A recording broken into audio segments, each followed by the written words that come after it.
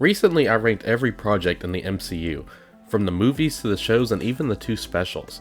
The film that won the crown at the end was the original Guardians of the Galaxy. The fact that James Gunn brought these heroes to the big screen when casuals didn't know them, and now they are household names, is remarkable. The original Guardians felt so fresh because of this idea, and it's one of the funniest movies in the entire cinematic universe. Volume 2 gave us more laughs and a better villain and character arcs that made the gang even more lovable than they already are. Now we have Volume 3, and it is not only the darkest movie in the franchise, but the darkest film in the entire MCU. Guardians of the Galaxy 3 is about the Guardians as they embark on a mission to protect Rocket from the High Evolutionary, a man who is obsessed with genetic splicing to make the perfect society similar to Earth. If you have been paying attention from the marketing from the trailers to the damn posters, you know Rocket Raccoon plays a gigantic part in this film.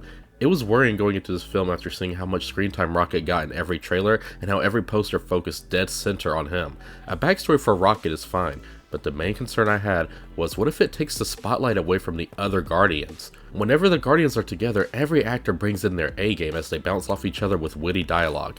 I'm happy to report that the team gets their deserved screen time along with Rocket in this movie.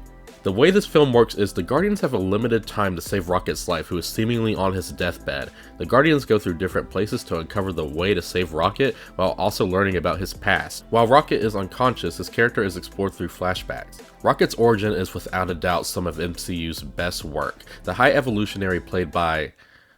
I don't know how to pronounce that, I'm gonna need help from Google Translate. The High Evolutionary, played by Chukwudi Iwuji, is menacing and extremely hateable as a villain. I would even argue he may be more threatening than Kang in some aspects. We all love animals, right? Dogs are just so cute, and even though raccoons dig in your trash, you can't not look at this picture and not want to pick one up. So the fact that the High Evolutionary is so cold with the treatment of animals this cute can easily pull the heartstrings. Every singular flashback with Rocket is heart-wrenching, unsettling, and mind-numbingly haunting in places. Bradley Cooper as a young Rocket is a performance that is unforgettable in this movie. The pain in his voice and the distressed stature he has after being hurt from an experiment is enough to make your heart soften. The designs of the animals he is friends with really showcases how dark the movie is. The animal cruelty in this film causes the movie to be unapologetically bold and terrifying. Rocket's origin is without a doubt not just the biggest highlight of the film, but one of the best things in this entire cinematic universe 32 movies in. Someday, I'm gonna make great machines that fly. And me and my friends are gonna go flying together. Lila, and Teefs, and Floor, and me. Rocket. Rocket.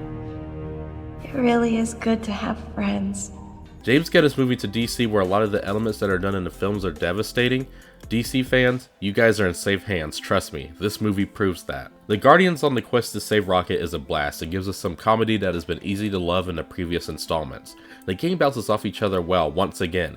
Chris Pratt as Star-Lord is at his best here. The raw determination he has to save Rocket's life shows how much his character has grown. In the other two installments he took a lot of shit, but now he's a full badass doing whatever it takes to save his friends because he is tired of losing people. There's a button under the handle.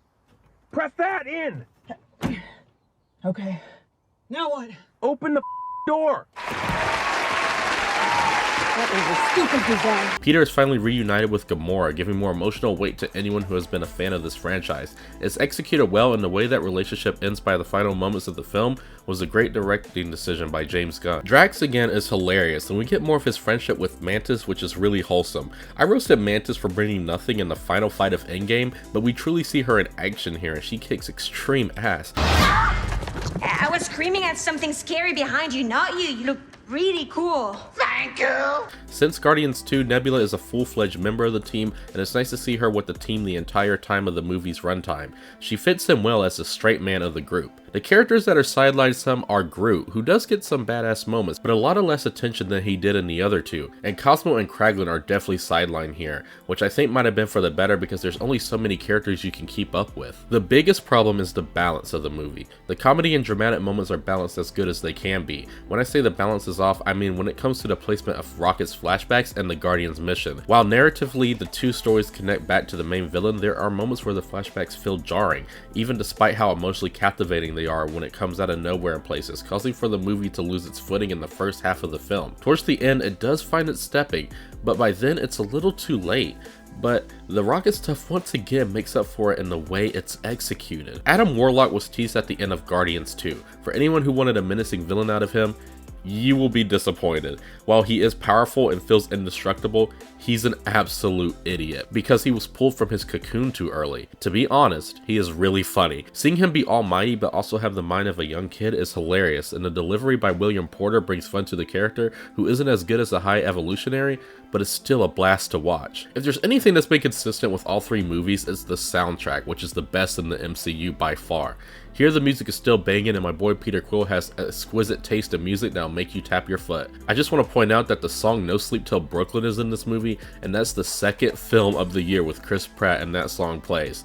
The scene that song plays in, by the way, is pure awesomeness. Now, death has been a huge topic that has been discussed with this film. While I won't spoil who dies, the way it's handled is conflicting. It's relieving on the choice that was made, but it was also underwhelming. The element of death either way gives the film finality to the series overall, and it's a heartwarming send-off to the MCU's most ragtag gang. Guardians of the Galaxy Volume 3 is uneven and not completely balanced, but Rocket's origin story, a memorable villain, and more of the galaxy's best group helps bring the film into a satisfying closing chapter to the series.